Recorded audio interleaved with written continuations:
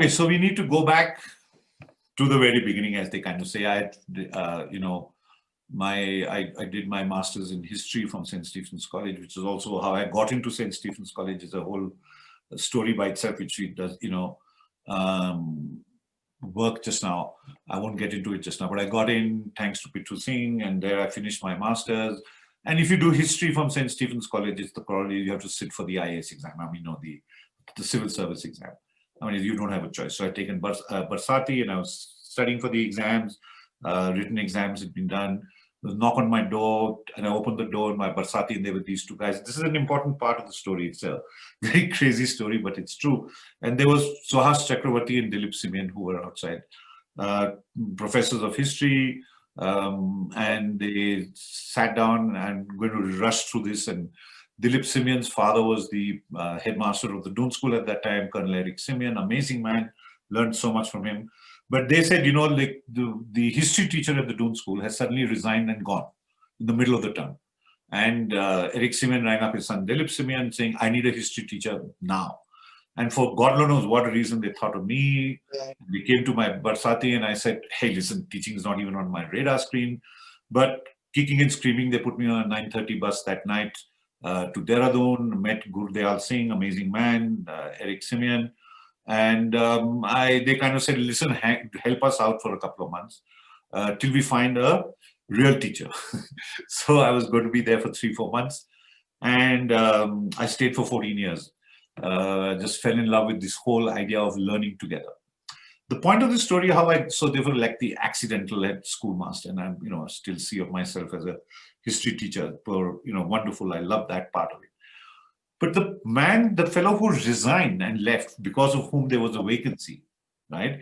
If he had gone 2 months earlier, there was nothing I would not have had the opportunity, because I would have been too close, written exam. And if he had gone 2 months later, it would be too close to the interviews. This guy, where did he go? He resigned and came to Bhutan. He came as the head of a school in Thimphu, the YHS school.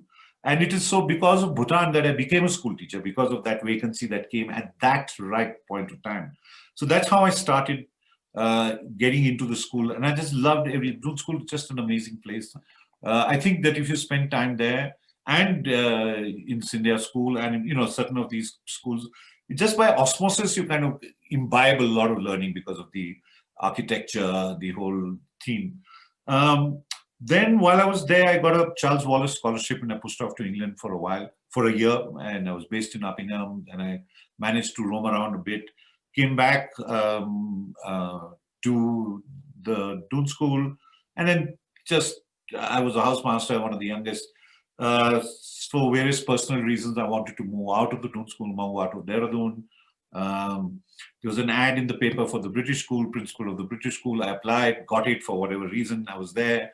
It was but I was there for a very, very short time. And then I met Mr. and Mrs. Arun Puri, who were planning to set up Vasan Valley School, had a conversation with them.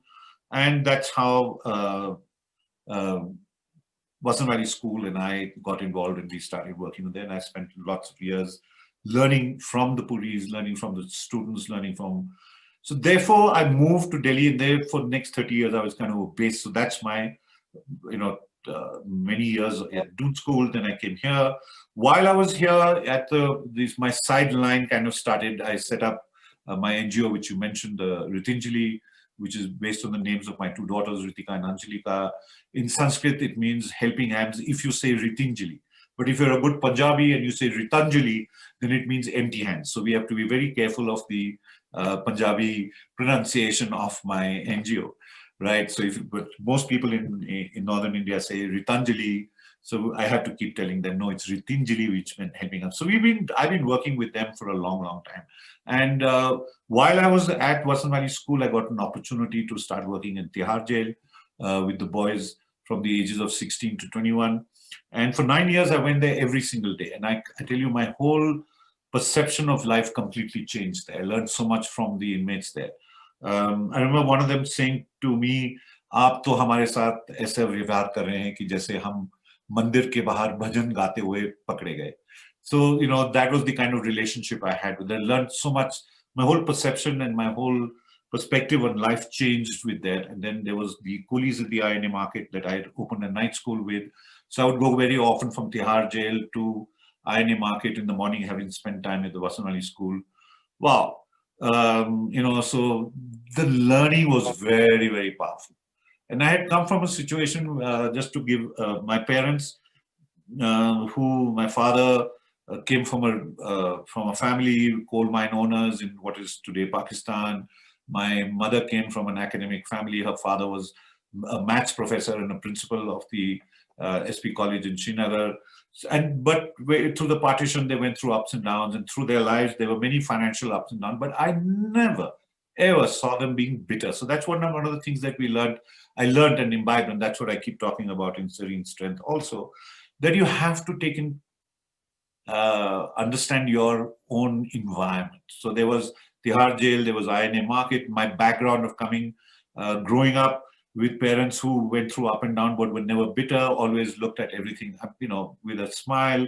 You created your opportunities. Then this Ritinjali, which I founded about 1995. Then I set up something called the Second Chance School, which I really learned again from Ritinjali, which was for kids who had never had a first chance, who had never been to school before.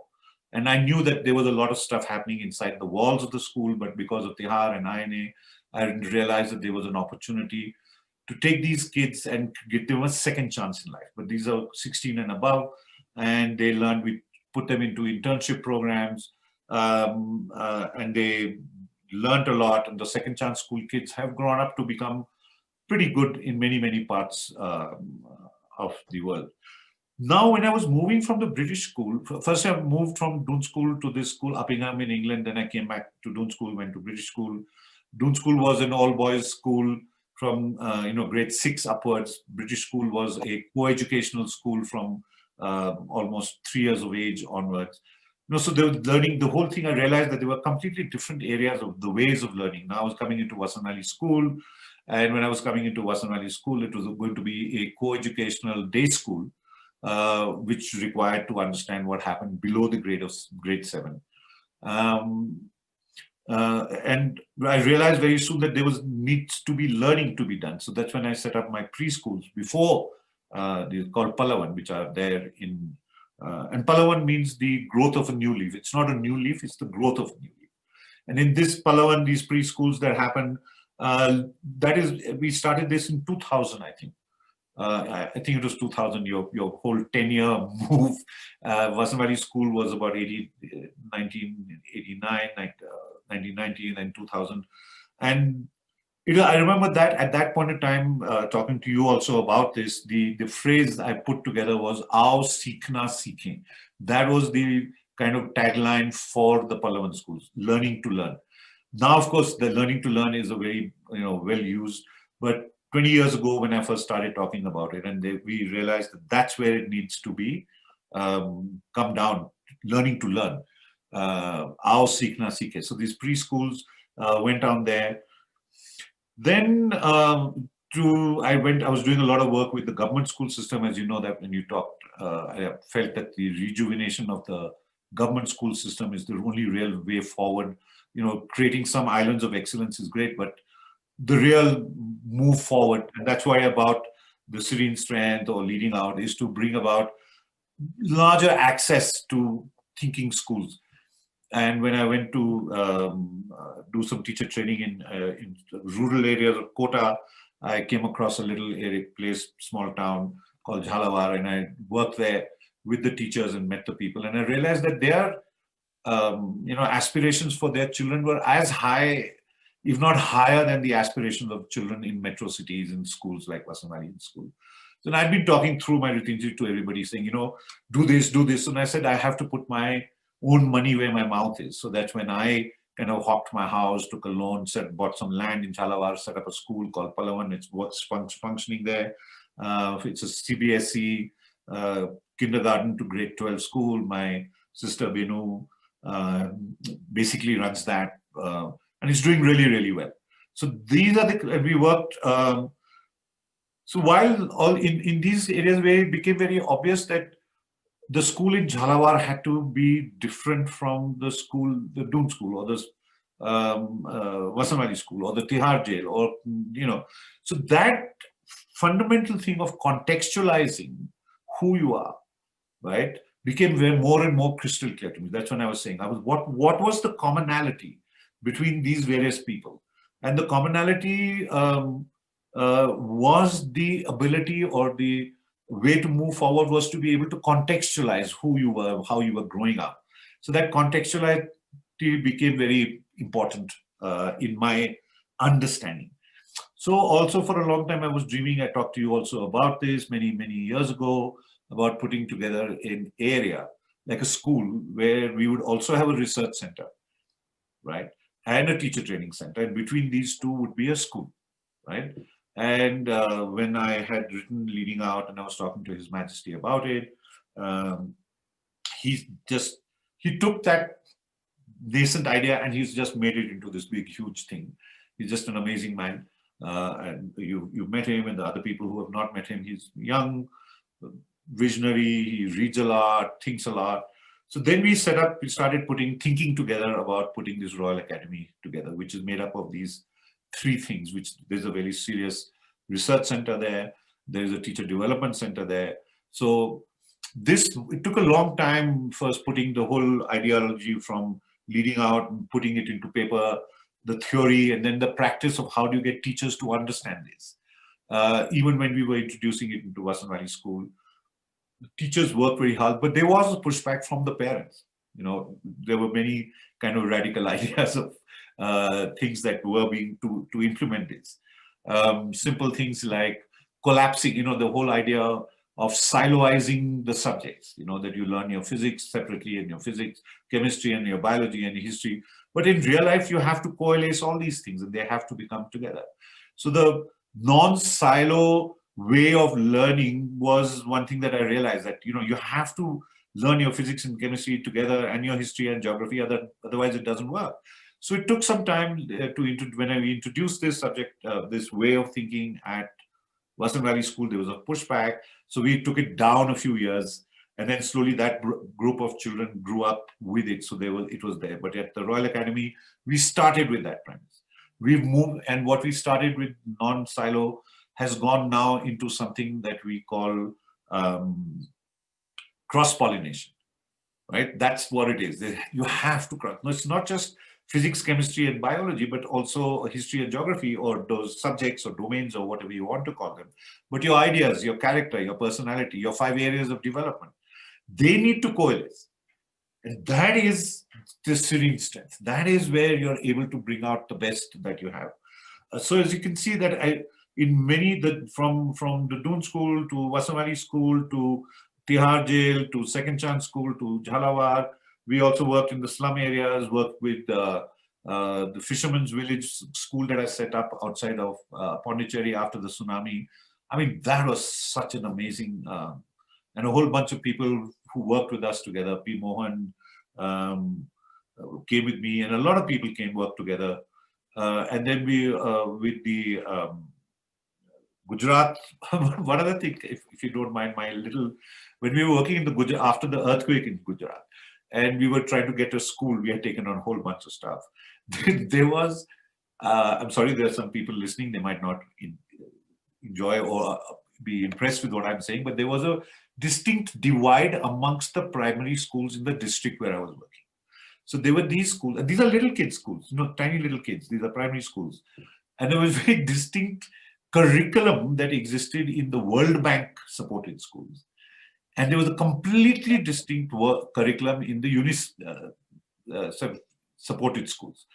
And never the twain should meet.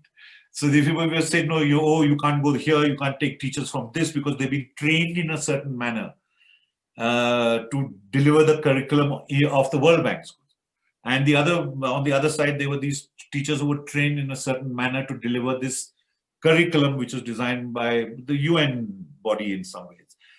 And it blew my mind completely. And that's when I started talking about.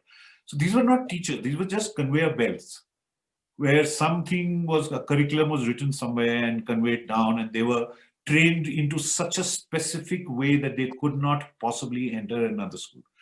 That's what is such a huge realization. And that continues to this date, right? So that is where when I started realizing that, you know, there has to be an ownership.